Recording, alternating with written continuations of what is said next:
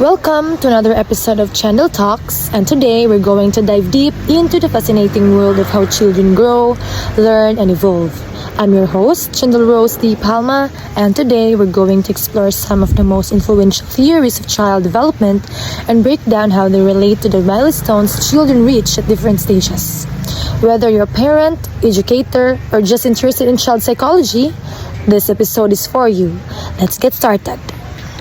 Let's start by looking at 4 key theories in child development and how they help us understand the way children grow. First is the psychosocial development theory of Erik Erikson. This occurs in 8 stages, and each marked by a specific conflict or challenge. These stages span from infancy through adulthood, and how children resolve each stage's challenge significantly impacts their psychological growth.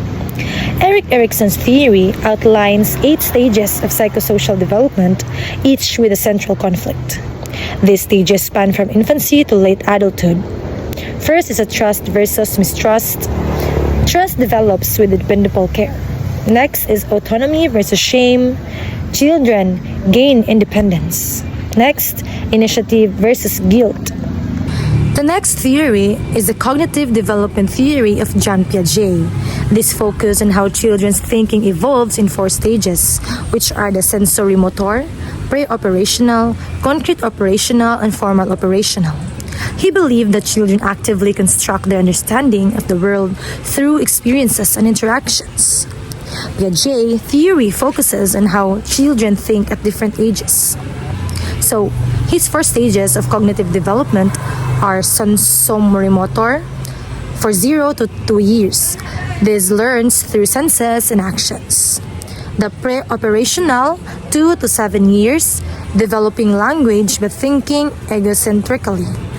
Next is the concrete operational 7 to 11 years, logical thinking about concrete events. And lastly, formal operational 12 plus years, abstract and hypothetical reasoning. Next is the theory of Lev Vygotsky, which is the socio-cultural theory. This theory emphasizes the role of social interaction and culture in cognitive development. He proposed that children learn through guided participation, where more knowledgeable others, like parents or teachers, help them achieve tasks just beyond their current abilities. An important concept here is the zone of proximal development, or the ZPD, where learning happens with the right amount of guidance, pushing the child to new levels of understanding. And lastly, the theory of Albert Bandura, which is the social learning theory. This theory suggests that children learn behaviors and skills by observing others. He proposed that imitation and modeling play a key role in development, especially through what he called observational learning. For example, a child may learn social behaviors by watching their parents, teachers, or peers and then imitate them. Bandura also introduced the concept of self-efficacy, which refers to a person's belief in their ability to succeed in specific situations. Next, let us discuss the development theories and milestones in child development. Now, how do these theories connect with the actual milestones children reach at the different stages of development? Each developmental theory provides a lens through which we can understand how children grow in terms of cognitive, emotional, and social abilities.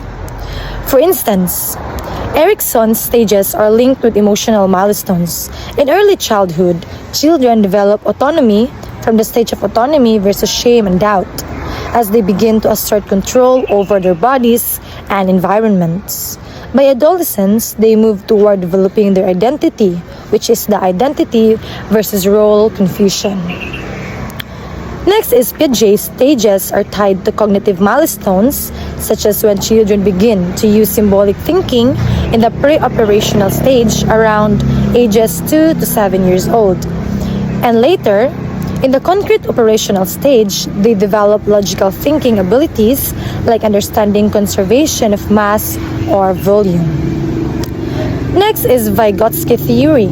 It ties in with social and cultural milestones, highlighting how children's learning progresses through collaboration. A key milestone here is when a child can solve problems with the support of a peer or adult, and eventually begin to perform those tasks independently. And lastly, Bandura's theory. It correlates the social milestones of learning behaviors through observation, like when a toddler imitates a parent's behavior or when children begin to form self-regulatory habits after observing others. Finally, let's compare the different stages of child development.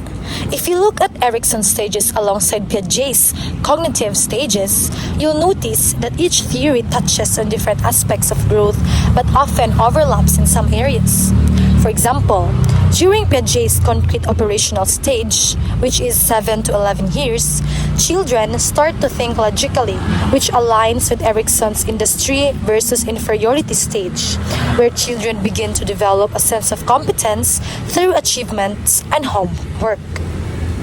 However, while Piaget focuses on cognitive abilities, how children's thinking evolves, Erikson looks more at emotional and social growth.